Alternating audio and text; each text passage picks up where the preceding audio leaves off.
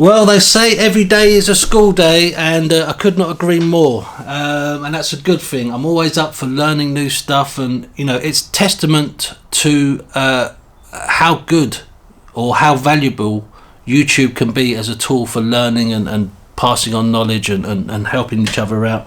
So based on my last video I did of the quadlock wireless charger, I was under the assumption, wrongly, that this bike, being 10 years old, didn't have enough power to get juice to this USB port in order to charge up the phone at a high level or high power output. Now, I had 2 comments on that video, and I have to give thanks to these guys. It's very helpful. The first one was from Terry Cox, and he said, "It's not the bike, Billy. That front port will supply 10 amps at 12 volts if it needs to. And the alternator can power a small village on the Explorer. Make sure your USB port is the 2.1 amp rated one. USB is only 5 volts, and if you only have a 1 amp adapter, you'll only get 5 watts out of it. Change it to a 2.1 and you will get 10.5 watts, and it will charge properly." Terry, thank you very much. And another comment from Nicholas Whitson. For higher wireless charging power, a USB charger with higher current is required. I use a USB charger that can deliver 2.4 amps, and that's called Optimate USB 0-100. Optimate are the guys that also make the chargers, the battery chargers for your bike. Now, this is he says he has it attached to his 1991 BMW Airhead. 1991. That bike is 20 years older than my bike. So his bike is effectively 30 years old. Yet it still has enough. It still has the capability to charge his phone to a full charge. He says, "My iPhone XR is charged in with high power. The green light is constantly on, not intermittent like it was on my last video." By the way, thanks for this review. Tells me what I wanted to know about the vibration dampener. Nicholas, Terry, thank you very much for sharing that information with me. Hopefully someone else will see that and go, "Geez, you know what, I didn't know." Or maybe it's just me. But anyway, like I said, I had no idea that these things churn out power at different outputs, and I should have really clocked on, because it says at the bottom, output 5 volts at 2.1 amps. Now, the results this gave me, despite the fact it's a lower power output USB, still managed to charge up my phone. It went from 19% to 22%, if I remember correctly. Not a massive amount, but it still did charge it. Bearing in mind the bike was running a heated jacket, heated grips and heated gloves, and the GPS was running and the screen was on, it still managed to charge the phone. Now, this new USB plug has turned up, and I'll just bring that a little bit closer in so maybe you can see that. But if you can't, I will tell you the output of this one is 5 volts at 4.5 amps. Okay, this has a higher output power than this one. So I'm going to run the test again.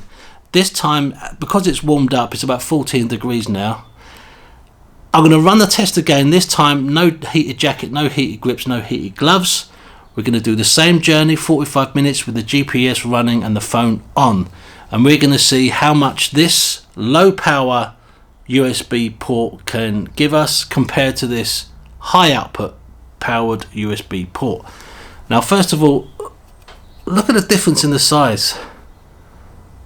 That is crazy. I mean, I know I had to get like because this is the cigarette lighter type and that's the DIN type, but yeah, I've had this for years and it's always worked. So I thought, well, you know, one size fits all kind of thing. So this one I got from Amazon. It was £24, and if you lift up the little dust cap, it has a USB-C port and a standard USB port. That is all I need. And when you plug it in, you get a little blue light that shines on the top there. Very nice. And it's made out of aluminium, so it's pretty solid. Alright, so without further ado, let's run that test. I'm going to put all the results on the board up there so you can see for yourself. I just want to do it just out of curiosity, just to see how much difference in charge I can get between two USB ports. Let's do it.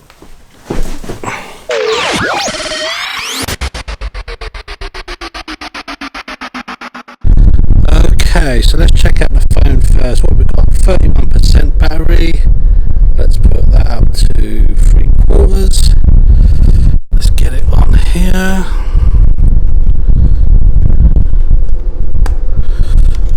Okay, so just to go over it, we've got the low power one on, and we've got the flashing green light, which means it's low power. Okay, we're on. Alright, let's do it.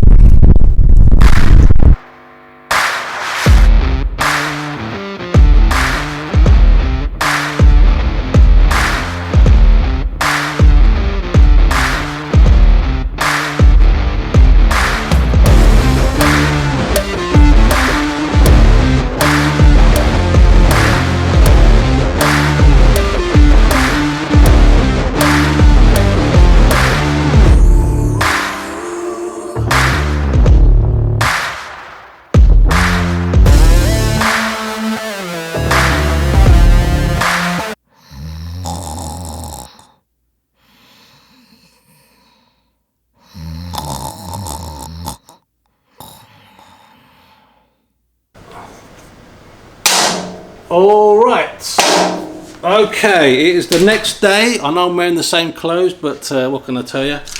I'm at work, I've got the results here. Now, let's do the low power USB first. I've had to write them down in this bit of paper. Low power. Can you see that alright? Let me zoom you in a little bit. Oops, wrong way. Okay. Beautiful. Low power, we started off at 31%, and by the end of our journey, remember, no heated grips, no heated jacket, nothing like that, we got to a whopping, now remember the last one was a 2% rise, this time it is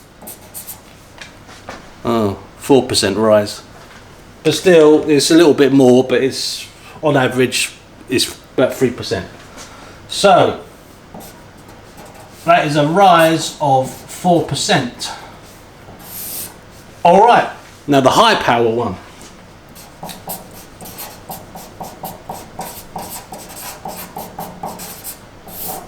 We started off at 34%.